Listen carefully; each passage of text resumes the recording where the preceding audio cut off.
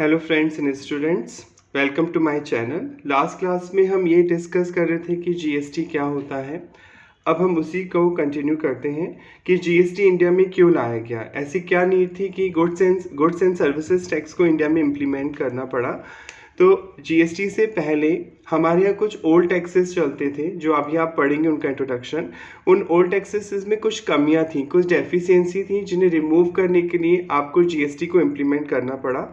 तो हम ये बोल सकते हैं कि ओल्ड टैक्सेस में कुछ ना कुछ डिफेक्ट था, कुछ कमियां थी, जिन्हें रिमूव करने के लिए, उन्हें हटाने के लिए जीएसटी को इंडिया में लाया गया। अब ओल्ड टैक्सेस में ऐसा क्या था वो हम समझते हैं। तो उसके लिए हमें थोड़ा सा ब्रीफ इंट्रोडक्शन लेना होगा कि ओल्ड टैक्स में क्या क्या टैक्सेस इंक्लूड थे उस टाइम। सबसे पहले तो एक एक्साइज ड्यूटी लगती थी जो अभी भी लगती है कुछ गुड्स पर। अभी आप आगे पढ़ेंगे कि कुछ गुड्स जीएसटी के दायरे में आज भी नहीं आते हैं।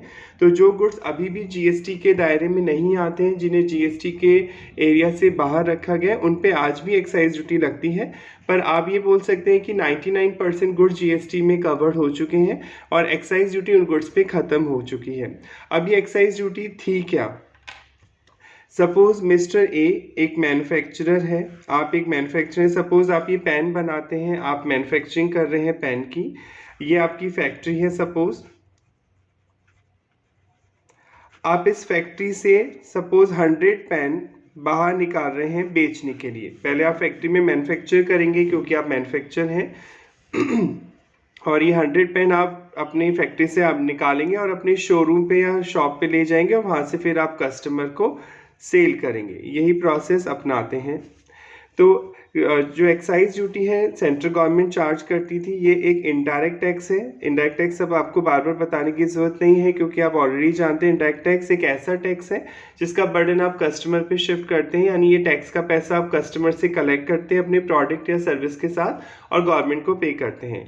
तो जो एक्साइज ड्यूटी है वो सेंट्रल गवर्नमेंट चार्ज करती थी, सेंट्रल गवर्नमेंट का मैटर था। सेंट्रल गवर्नमेंट ये कहती थी कि जैसे ही आप फैक्ट्री से रिमूव करेंगे गुड्स, वो बिकेगा कब इससे कोई मतलब नहीं है। सेंट्रल गवर्नमेंट ने बोला कि जैसे ही आप फैक्ट्री से बाहर निकालेंगे अपने गुड्स को, तो eight the time of removal आपको एक टैक्स पे करना होगा अपने गुड्स पर, जिसे आप एक्साइज ड्यूटी बोलते थे। ये केवल गुड्स पे लगती थी, सर्विसेज पे नहीं लगती थी। तो आपको एक्साइज ड्यूटी समझ में आ गई होगी। एक्साइज ड्यूटी कौन पे करेगा? Manufacturer eight the time of removal, जैसे ही वो अपनी फैक्ट्री से बाहर निकालेगा, प्रोडक्शन करके बाहर निकालेगा, उस मैन्युफैक्चरर को एक्साइज ड्यूटी पे करनी होगी। और ये इनडायरेक्ट टैक्स है, इसका बर्डन वो अल्टीमेटली कस्टमर पे शिफ्ट करेगा। तो एक तो लगती थी एक्साइज ड्यूटी, पुराने टाइम की बात कर रहे हैं। सेकेंड बात कर रहे हैं वैट, वैल्यू एडेड टैक्स या सेल्स टैक्स भी आप बोल सकते हैं। वैल्यू एडेड टैक्स या सेल्स टैक्स, सपोज अब ये मिस्टर एक्स अपनी शॉप पे ले आया, ये शॉप है मिस्टर एक्स की, यहाँ से कस्टमर को पेन सेल करेगा और एक पेन मान लेते हैं 10 रुपीज़ का है। सपोज ये प्राइस है पेन की जो आप कस्टमर से चार्ज करेंगे। तो ये सेल हो रही है। अब तो सेल हो रही है तो इस पे लगता था वैट, जिसे हम नॉर्मल लैंग्वेज में सेल्स टैक्स बोल सकते हैं या वैल्यू एडेड टैक्स बोल सकते हैं। ये स्टेट गवर्नमेंट चार्ज करती थी। स्टेट गवर्नमेंट कहती थी कि अगर आप कोई प्रोडक्ट बेचेंगे तो आपको उस पर वैट देना होगा, वैल्यू एडेड टैक्स, या नॉर्मल लैंग्वेज में आप सेल्स टैक्स बोल सकते हैं। ये भी इनडायरेक्ट टैक्स है और ये भी आप कस्टमर से लेके गवर्नमेंट को पे करेंगे। तो सेल्स टैक्स और वैट लगता था at the time of sale, जब सच में ही आप कस्टमर को प्रोडक्ट बेच रहे हैं। जबकि एक्साइज ड्यूटी कब लगती थी? जब आप फैक्ट्री से रिमूव करते थे।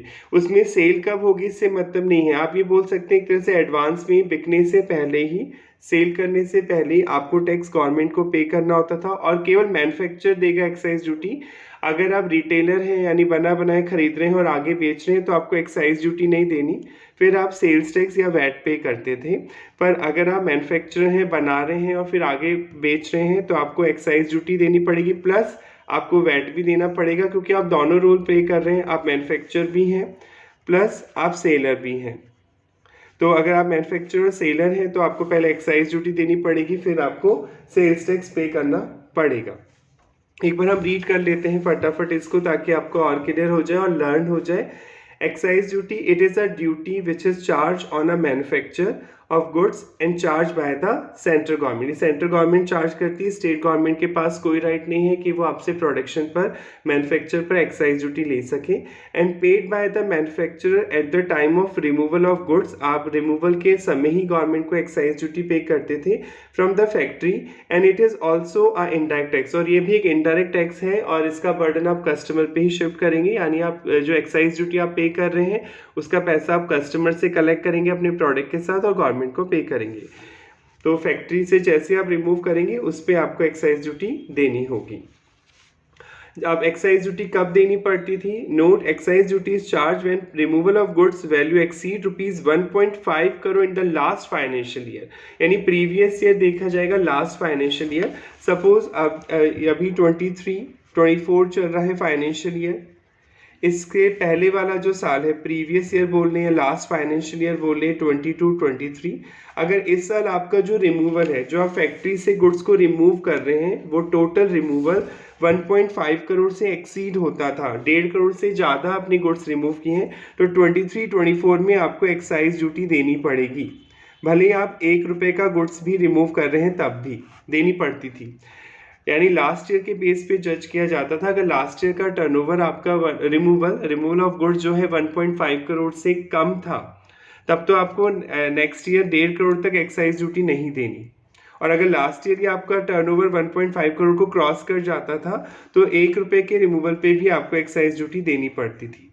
आई होप ये क्लियर हो गया होगा कि एक्साइज ड्यूटी लास्ट ईयर के बेस पे चार्ज की जाती थी। अगर लास्ट ईयर आपका टर्नओवर 1.5 करोड़ को ऑलरेडी क्रॉस कर चुका है तब तो आपको नेक्स्ट फाइनेंशियल में 1 रुपये पर भी एक्साइज ड्यूटी देनी है।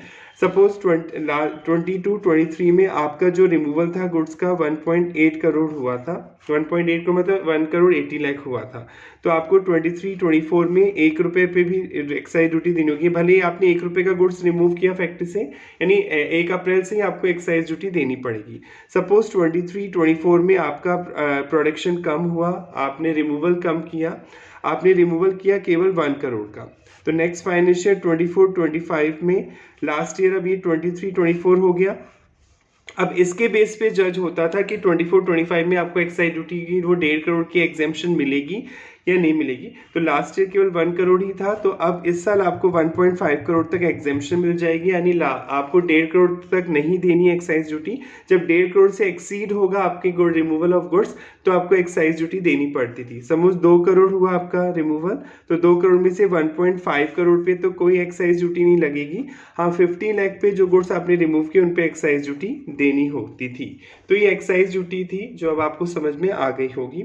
नेक्स्ट, वैल्यू एडेड टैक्स जो मैंने आपको बताया ये स्टेट गवर्नमेंट चार्ज करती थी। It is an indirect tax which is charged on the sale of goods and paid by seller to the state government when goods are sold within the state, that is intra-state sale। Intra मतलब same state, जैसे आप राजस्थान में रहते हैं तो राजस्थान में ही cell कर रहे हैं गुड्स को तो वो इंट्रा स्टेट सेल होगा, और अगर आप राजस्थान से यूपी बेच रहे हैं सामान तो वो इंटर स्टेट होगा, उस पर फिर वैट नहीं लगता था, उस पर CST लगता था, जो अभी आप आगे पढ़ेंगे सेंट्रल सेल्स टैक्स। तो वैट तो लगता था सेल पे अगर आप विद इन स्टेट बेच रहे हैं, जिससे आप इंटर स्टेट सेल बोलते हैं, और ये स्टेट गवर्नमेंट लेती थी। एक्साइज ड्यूटी लेती थी सेंट्रल गवर्नमेंट। अगर आप एक स्टेट से दूसरे स्टेट में गुड्स बेचते थे तो CST चार्ज किया जाता था, और ये सेंट्रल गवर्नमेंट चार्ज करती थी, पर कलेक्शन का राइट स्टेट को ही दे रखा था। तो लगाती भले ही सेंट्रल गवर्नमेंट ही, रेट सेंट्रल गवर्नमेंट डिसाइड करती थी प्रोडक्ट्स पर कलेक्शन का राइट स्टेट को ही दे रखा था और वही कलेक्ट करता था। CST, Central Sales Tax, is also an indirect tax, is charged when goods are sold from one state to another state, that is on interstate supply। interstate मतलब जब एक स्टेट से दूसरे स्टेट गुड्स बेचते हैं आप तो उसे इंटरस्टेट बोलते हैं। and such tax charged by the central government but collection right is given to the state government, so state government collect this amount। तो स्टेट गवर्नमेंट ही इस अमाउंट को चार्ज करती थी। तो आपको 3 टैक्स क्लियर हो गए जो पहले चलते थे और ये अभी भी चल रहे हैं, ऐसा नहीं कि बिल्कुल ही अबॉलिश हो गए।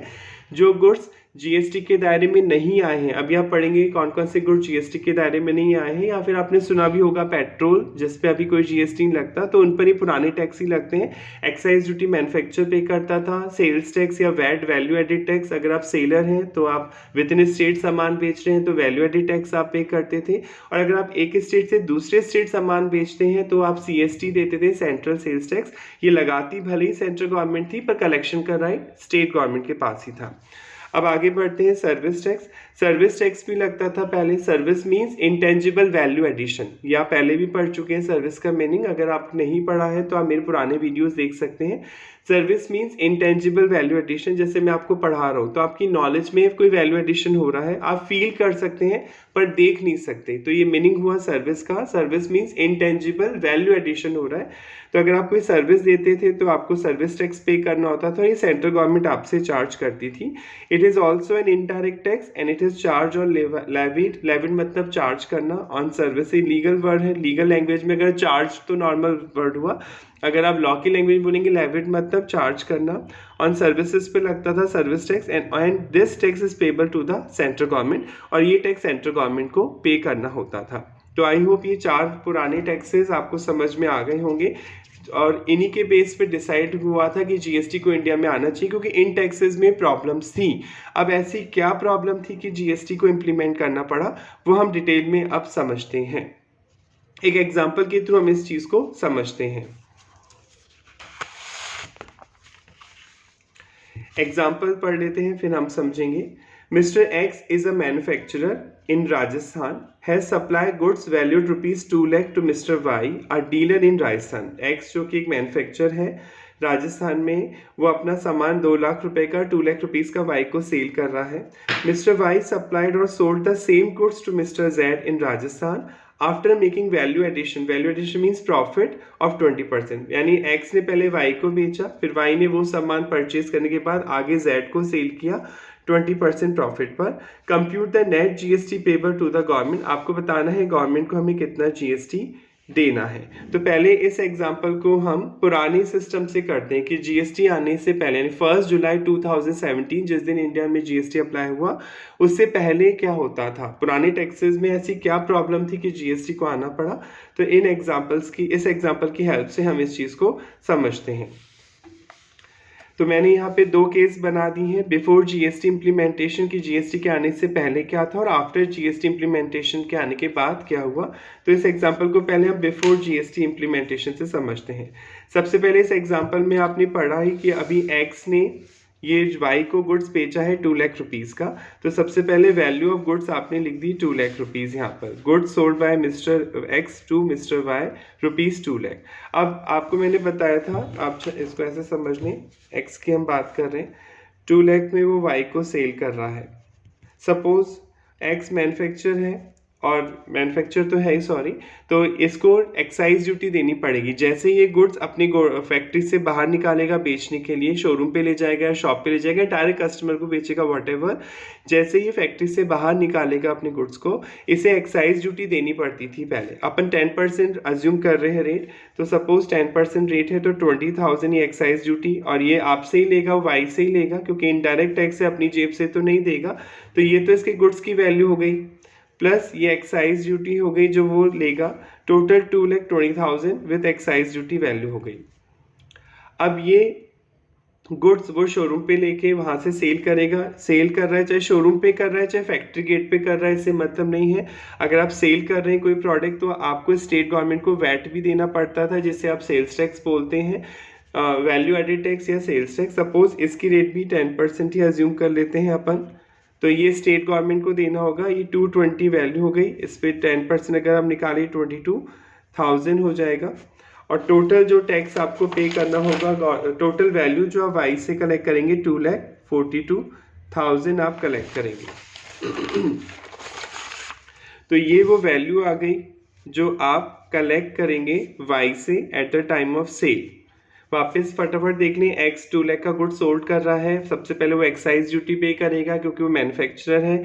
तो सपोज 10% एक्साइज ड्यूटी की रेट है 20,000, ये हो गया 2,20,000 प्लस वो सेलर भी है, आप सेल भी कर रहे हैं गुड्स, तो आपको स्टेट गवर्नमेंट को वैट भी देना होगा, जिसे आप सेल्स टैक्स भी बोल सकते हैं नॉर्मल लैंग्वेज में, वैल्यू एडेड टैक्स।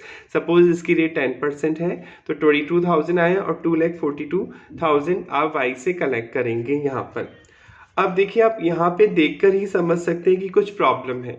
नॉर्मल अगर कोई कॉमर्स का स्टूडेंट है, नॉर्मल 12th का या फर्स्ट ईयर बीकॉम, वो भी देख के समझ सकता है कि सर यहाँ प्रॉब्लम है, क्योंकि ये जो एक्साइज ड्यूटी एक टैक्स है जो कि सेंट्रल गवर्नमेंट कलेक्ट करेगी, वैट या sales tax state government collect करेगी। अब ये जो एक्साइज ड्यूटी है वो इस गुड्स की वैल्यू में ऐड है, यानी ये 2,20,000 जो है इसमें टैक्स का अमाउंट ऑलरेडी इंक्लूडेड है एक्साइज के नाम से। अब आप इसी वैल्यू पे दोबारा वैट लगा रहे हैं, सेल्स टैक्स लगा रहे हैं, यानी इस वैल्यू पे दोबारा आपने 10% लगाया तो इसमें ऑलरेडी टैक्स का अमाउंट इंक्लूड है। अब दोबारा आप टैक्स लगा रहे हैं तो टैक्स पर टैक्स लग रहा है, तो इसे डबल टैक्सेशन बोलते हैं। अगर टैक्स पे टैक्स लगता है तो आप इसे डबल टैक्सेशन बोलते हैं, या कास्केडिंग इफेक्ट भी आप बोल सकते हैं इसको लॉ की लैंग्वेज में, कास्केडिंग इफेक्ट या डबल टैक्सेशन है। और ये नहीं होना चाहिए, हमारा कॉन्स्टिट्यूशन मना करता है कि आप टैक्स पे टैक्स नहीं ले सकते, साफ साफ मना करता है गवर्नमेंट्स को कि आप टैक्स पर टैक्स अगर चार्ज कर रहे हैं तो वो गलत है। और यहाँ पे यही हो रहा है, टैक्स ऑलरेडी इंक्लूड है 220 में, आप दोबारा उस पर 10% लगा रहे हैं तो 10%, तो टैक्स पर टैक्स लग गया, तो ये डबल टैक्सेशन के इफेक्ट को जनरेट कर रहे हैं पुराने टैक्स सिस्टम, ये गलत है, डबल टैक्सेशन नहीं होना चाहिए। अब क्वेश्चन होता है डबल टैक्सेशन किसे कहा जाता है, माइंड में क्वेश्चन आता है कि डबल टैक्सेशन किसे बोलेंगे आप। जैसे सर मैं इनकम अर्न कर रहा हूँ तो मैं इनकम टैक्स भी देता हूँ, जब मैं एक शहर से दूसरे शहर जाता हूँ तो मैं टोल टैक्स भी देता हूँ, राइट। मैं कोई प्रोडक्ट खरीदता हूँ तो मैं जीएसटी भी देता हूँ, यानी एक ही पर्सन है मिस्टर एक्स सपोज या मिस्टर वाई वॉट एवर, आप खुद को भी मान सकते हैं, इनकम टैक्स भी आप पे कर रहे हैं, टोल टैक्स भी आप पे कर रहे हैं, जीएसटी भी आप पे कर रहे हैं, तो ये तो बहुत सारे मल्टीपल टैक्सेस लग रहे हैं एक पर्सन पर। तो क्या ये डबल टैक्सेशन का एग्जाम्पल है? बिल्कुल नहीं। डबल टैक्सेशन क्या होगा, जब एक ही नाम से एक ही पर्सन पर दो बार टैक्स लगाया जाए, एक ही नाम से बाय सिंगल नेम, आप एक ही आदमी पर एक ही नाम से दो बार टैक्स लगा रहे हैं तो वो डबल टैक्सेशन होगा। या आप टैक्स पर टैक्स लगा रहे हैं तो वो डबल टैक्सेशन होगा। जैसे यार नाम तो डिफरेंट है, ये एक्साइज ड्यूटी है 20,000, ये वैट है जो सेल्स टैक्स आप गवर्नमेंट को देंगे, नाम तो अलग है पर आप टैक्स पे टैक्स लगा रहे हैं, तो ये भी डबल टैक्सेशन का एक एग्जांपल है। तो डबल टैक्सेशन आप किससे बोलेंगे, जब एक ही नाम से एक ही पर्सन पर दो बार टैक्स लगाया जाए सेम चीज के लिए, तो वो डबल टैक्सेशन होगा। डिफरेंट नाम से तो आप कितने भी टैक्स लगा सकते हैं, ये डबल टैक्सेशन नहीं बोला जाएगा। पर अगर एक ही नाम से एक ही चीज पर आप दो बार टैक्स लगा रहे हैं तो वो डबल टैक्सेशन होगा। या टैक्स पर टैक्स लगा रहे हैं तो वो डबल टैक्सेशन है, और ये गलत है। इसी को रिमूव करने के लिए जीएसटी को लाना पड़ा। तो हम इसे रीड कर लेते हैं ताकि आपको और अच्छी तरह लर्न हो जाए। जितना आप रीड करेंगे, रिवाइज करेंगे, आपको याद हो जाएगी वो चीज़। What do you mean by double taxation और cascading effect? When tax is charged twice, जब दो बार टैक्स लगाया जा रहा है by the same person, on the same person on the same product or service, और tax is charge on the tax value itself, या आप टैक्स पर टैक्स लगा रहे हैं, then we can say that there is a double taxation. तो हम कह सकते हैं यहाँ पे डबल टैक्सेशन हो रहा है। और you can say there is a cascading effect, आप यहाँ पे बोल सकते हैं कि कास्केडिंग इफेक्ट जनरेट हो रहा है। कास्केडिंग इफेक्ट एक लीगल टर्म है, लॉ की लैंग्वेज है, टर्मिनोलॉजी है, और इसका नॉर्मल मीनिंग है डबल टैक्सेशन। अगर आपसे पूछते कोई word mean by cascading effect, तो आप बोलेंगे टैक्स ऑन टैक्स, टैक्स पर टैक्स लगना, डबल टैक्सेशन होना, कास्केडिंग इफेक्ट है। If tax charge, for example, a question है, if tax charge on same goods or person by different name, so it is called as double taxation।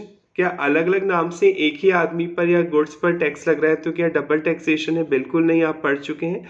For example, we paid income tax, toll tax, GST. No, government can charge tax on same goods और service और on person by different names but if tax charge on tax amount, अगर tax पे tax लग रहा है, और bye same name twice, अगर एक ही नाम से दो बार लग रहा है ऑन अ सेम प्रोडक्ट और service and payable by same person, और पे सेम पर्सन ही कर रहा है, एक ही नाम से दो बार दे रहा है एक ही प्रोडक्ट पर, देन इट इज कॉल्ड और known as a double taxation. तो आप इसे डबल टैक्सेशन या कास्केडिंग इफेक्ट बोलते हैं।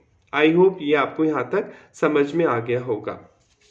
अब उसी एग्जाम्पल में हम आगे चलते हैं। ये जो एग्जाम्पल आप समझ रहे थे, अब एक्स ने गवर्नमेंट को टैक्स कितना दिया वो देखेंगे। सबसे पहले तो एक्स ने एक्साइज ड्यूटी दी गवर्नमेंट को 20,000 2 लाख पर, ये तो सेंट्रल गवर्नमेंट को जाएगा पैसा। स्टेट गवर्नमेंट को क्या जाएगा, वैट जो उसने वाई से कलेक्ट किया था 22,000, ये स्टेट गवर्नमेंट को दिया। तो अगर आप टोटल करें तो 20,000 तो सेंट्रल गवर्नमेंट को देगा एक्स, और 22,000 स्टेट गवर्नमेंट को देगा। टोटल 42,000 गवर्नमेंट को टैक्स पे करेगा मिस्टर एक्स। आई होप यहाँ तक समझ में आ गया होगा एक्साइज ड्यूटी और वैट का कॉन्सेप्ट। अब हम आगे बढ़ते हैं उसी एग्जाम्पल में जो आप समझ रहे थे। इस एग्जाम्पल में आगे बोला गया है कि वाई ने गुड्स बेचा है जेड को same, value addition 20% value add करने के बाद ये गुड्स वाई ने आगे बेचा है। तो अब आगे बढ़ते हैं। तो इस आगे बढ़ने से पहले आपको एक कॉन्सेप्ट और समझना होगा जो वैट में होता था। देखें, मैं एक नॉर्मल एग्जांपल से पहले आपको समझा रहा हूँ। सपोज एक मिस्टर ए है, इसने 5,000 का गुड्स परचेज किया, इस पर इसने वैट पे किया। सपोज 10% परचेज के टाइम 500 पे किया, तो 5,500 वैल्यू हो गई। ये पे कर रहा 5,000 तो इसने सेलर को पे किए जिससे गुड्स खरीद के आ रहा है, और 500 इसने सेलर को पे किए क्योंकि सेलर आपसे सेल्स टैक्स देगा, वैट जिसे आप वैल्यू एडेड टैक्स बोलते हैं। 5,500 इसने पे किए। अब ये ये क्या कर रहा है, इस गुड्स को आगे सेल कर रहा है मिस्टर बी को, और इसमें अपना 10% प्रॉफिट ऐड कर रहा है। अब आपको बताना है कि कितना टैक्स वो गवर्नमेंट को पे करेगा। ए और बी दोनों की कैलकुलेशन अपन करते हैं। चलिए पहले अपन बात करते हैं मिस्टर ए की। मिस्टर ए ने परचेज किया 5,000 का गुड्स, तो और पे किया टैक्स खरीदने पे 500। तो लॉ की लैंग्वेज में टैक्स आप पढ़ रहे हैं, वैट में और जीएसटी में भी ऐसा ही है। जो खरीदने पे आप टैक्स पे कर रहे हैं, किसी से गुड्स परचेज करने पे, सर्विस परचेज करने पे जो आप टैक्स पे कर रहे हैं, इसे बोला जाता है इनपुट टैक्स। इसे बोलते हैं इनपुट टैक्स। और गवर्नमेंट ने बोला कि जो आप इनपुट टैक्स पे करके आते हैं वो आपकी कॉस्ट का पार्ट नहीं है। कॉस्ट मतलब जो आपका एक्सपेंसेस हुआ किसी गुड्स या सर्विस को परचेज करने में, कॉस्ट का अगर वापस मैं आपको मीनिंग बताऊँ, कोई आपसे पूछे इंटरव्यू में what do mean by cost, तो आप क्या बोलेंगे, cost means an expense incurred in the manufacture or production of a goods or during a rendering a service। अगर आपको सर्विस को देने में या गुड्स मैन्युफैक्चर करने में जो एक्सपेंस होता है आप उसे कॉस्ट बोलते हैं। तो ये कॉस्ट है 5,000 प्लस 500 टैक्स पे किया। तो गवर्नमेंट ने बोला जो टैक्स पे करके आ रहे हैं आप खरीदने पे, इसे आप अपनी कॉस्ट का पार्ट नहीं मानेंगे। तो मिस्टर ए के लिए कॉस्ट 5,000 ही रहेगी। वैसे वो 5,500 पे करके आया है खरीदने पे किसी को, पर गवर्नमेंट ने मना कर दिया कि आप इनपुट टैक्स जो खरीदने पे आप टैक्स दे रहे हैं, जिसे आप इनपुट टैक्स बोल रहे हैं, वो आप कॉस्ट में ऐड नहीं करेंगे। तो ठीक है, मिस्टर ए ने 5,000 अपनी कॉस्ट माना। अब ये आगे बेच रहा है बी को 10% प्रॉफिट ऐड करके, तो इसमें 10% प्रॉफिट ऐड करेगा पहले, बेचने से पहले। ऐसा ही होता है, आप मैन्युफैक्चर से खरीद रहे हैं फिर आगे बेचते हैं तो प्रॉफिट ऐड करते हैं। 500 आएगा 10%, 5,500 में बी को सेल करेगा। अब ये सेलर है यहाँ पर एक, तो सेलर है तो इसे वैट भी लेना है, सेल्स टैक्स लेना है ताकि वो गवर्नमेंट को पे कर सके। सपोज 10% रेट है वैट की या सेल्स टैक्स की, तो 10% टैक्स भी चार्ज करेगा इस पर 550, और टोटल ये टैक्स आप कलेक्ट करेगा 6050 फ्रॉम बी से। आई होप यहाँ तक क्लियर हो गया होगा। वापस समझने फटाफट, मिस्टर ए ने गुड्स परचेज किया 5,500 का, 500 तो खरीदने पे टैक्स दिया है तो वो ऐड नहीं होगा। जो आप खरीदने पे टैक्स देते हैं उसे इनपुट टैक्स बोलते हैं, और वो आपकी कॉस्ट का पार्ट नहीं माना जाता है, तो आप उसे एक्सक्लूड करेंगे। एक बार आपके लिए कॉस्ट हो गई 5,000 ए के लिए, इसमें वो 10% प्रॉफिट जोड़ के बी को बेच रहा है तो 10% ऐड किया 500, टोटल वैल्यू हो गई 5,500। अब ये सेलर है यहाँ पर है, तो जो सेलर है वो सेल्स टैक्स या वैट देगा स्टेट गवर्नमेंट को, तो 10% सपोज रेट 10% एज्यूम कर रहे हैं, वैल्यू एडेड टैक्स है तो 5% इसका, और टोटल बी को बेचेगा 6050। अब लॉ की लैंग्वेज में टैक्सेशन आप पढ़ रहे हैं, जीएसटी में भी यही टर्म है। जो आप बेचने पे टैक्स कलेक्ट कर रहे हैं, at the time of sale जो आप टैक्स चार्ज कर रहे हैं, कलेक्ट कर रहे हैं, इसे आप बोलेंगे आउटपुट टैक्स। ये आपका आउटपुट टैक्स हो जाएगा। ये टर्म है जो यूज़ की जाती है, पहले वैट में की जाती थी, अब जीएसटी में भी की जाती है कि खरीदने पे जो टैक्स पे करके आ रहे हैं वो इनपुट टैक्स हुआ, बेचने पे जो टैक्स कलेक्ट कर रहे हैं वो आउटपुट टैक्स हुआ। ठीक है, अब एक ही बात करने की, ये गवर्नमेंट को कितना टैक्स देगा मिस्टर ए। देखिए, ए ने बी से कितने कलेक्ट किए, बेचने पे टैक्स 550, तो 550 ये आउटपुट टैक्स है जो बेचने पे कलेक्ट किया, उसे आउटपुट टैक्स बोलते हैं, at the time of sale 550। तो ये इसकी लायबिलिटी है क्योंकि कस्टमर से आपने लिया और गवर्नमेंट को पे करना होगा। पर ए यहाँ पे बोलेगा कि ये तो गलत है, मेरे लिए कॉस्ट 5500 होनी चाहिए, क्योंकि इनडायरेक्ट टैक्स आप बोल रहे हैं तो इनडायरेक्ट टैक्स का बर्डन तो कस्टमर पे जाएगा। तो मैंने तो जब सामान खरीदा था तो 5500 पे किए थे गुड्स खरीदने पर आपने तो मुझे 5000 ही कॉस्ट में जोड़ने दिए, 500 रुपये जोड़ने नहीं दिए।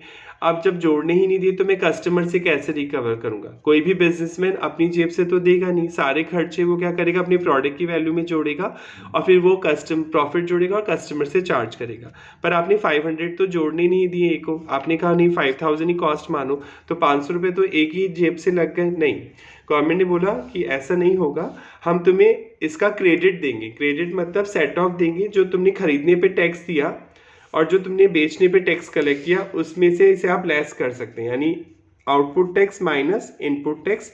आपको नेट अमाउंट 50 ही देना है, ए को नेट अमाउंट 50 रुपीज़ ही पे करना होगा गवर्नमेंट को, क्योंकि वो पहले ही इस प्रोडक्ट पर 500 रुपये गवर्नमेंट को दे चुका है, पे करके आ चुका है। तो वो जो पब्लिक से कलेक्ट कर रहा है, जो बी से कलेक्ट कर रहा है कस्टमर से, उसमें से ही क्रेडिट मिल जाएगा। तो आपका फॉर्मूला क्या हुआ, output tax minus input tax. इसके बाद जो नेट अमाउंट आएगा वही गवर्नमेंट को देना होता है। वैल्यू एडेड टैक्स में ऐसा होता है, इसलिए इसे वैल्यू एडेड टैक्स भी बोलते हैं। वैल्यू एडेड कैसे, आप इसे सिंपल ऐसे भी निकाल सकते हैं। इन्हें वैल्यू एडिशन कितना किया था, प्रॉफिट कितना जोड़ा था अपना 500, तो ये 500 हो गया। वैट की क्या रेट थी 10%, सीधे आंसर ऐसे भी आ जाएगा। 50 रुपीज़ लाइबिलिटी है, एक को गवर्नमेंट को देना है। आप चाहे ऐसे भी निकाल सकते हैं, टोटल आउटपुट टैक्स लिखिए और खरीदने पे जितना पे करके आए इनपुट टैक्स वो लेस कर दीजिए, तो भी नेट लाइबिलिटी आ गई 50 रुपीज़। और आप ऐसे भी निकाल सकते हैं कि जो वैल्यू ऐड कर रहे हैं, जो परचेज करने के बाद आपने अपनी तरफ से जो वैल्यू एडिशन किया उस पर सीधे वैट की रेट अप्लाई करेंगे तो भी आपकी लाइबिलिटी आ जाएगी।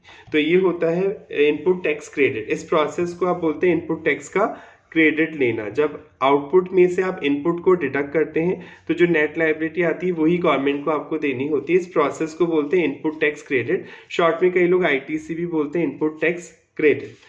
और वैल्यू एडिशन नाम से पता चल गया, अब आपको इसे वैट क्यों बोलते हैं कि जो वैल्यू एडिशन आप कर रहे हैं केवल उसी पे आपको टैक्स पे करना है, इसलिए इसे वैट भी बोलते हैं अपन, value addition tax.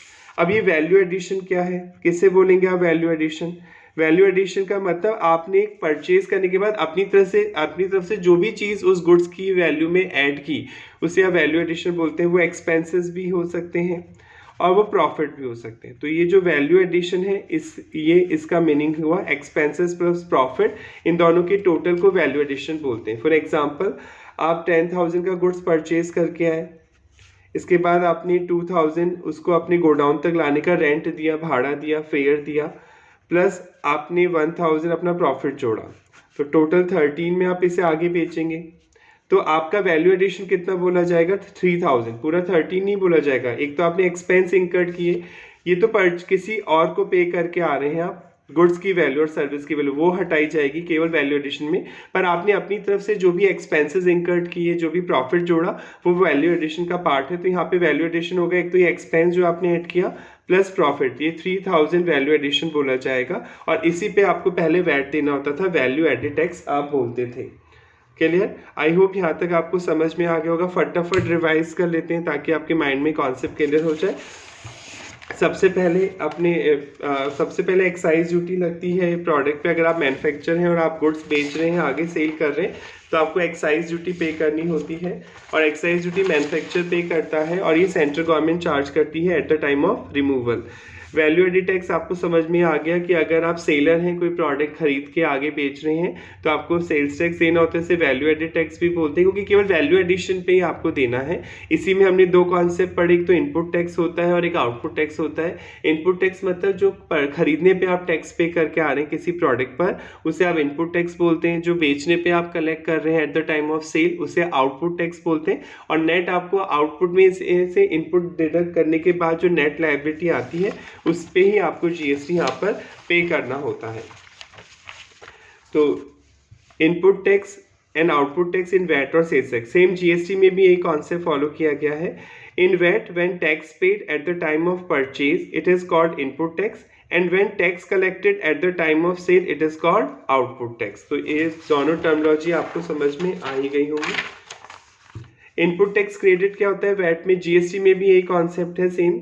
It means tax paid at the time of purchase input tax will be deducted from the tax collected at the time of sale output tax so that no double taxation happen and net amount will be paid to the government. Tax paid at the time of purchase will not be added in the cost price of goods or service. जो आप खरीदने पे payment करते हैं goods को और service को, वो कॉस्ट का पार्ट नहीं है। वैल्यू एडिशन मैंने आपको बता दिया, वैल्यू एडिशन में केवल एक्सपेंसेस जो आप अपनी तरफ से इंकर्ड किए हैं और प्लस प्रॉफिट जो आप जोड़ते हैं वो वैल्यू एडिशन का पार्ट होता है। जीएसटी में भी इनपुट टैक्स क्रेडिट का कॉन्सेप्ट सेम है जो वैट में था।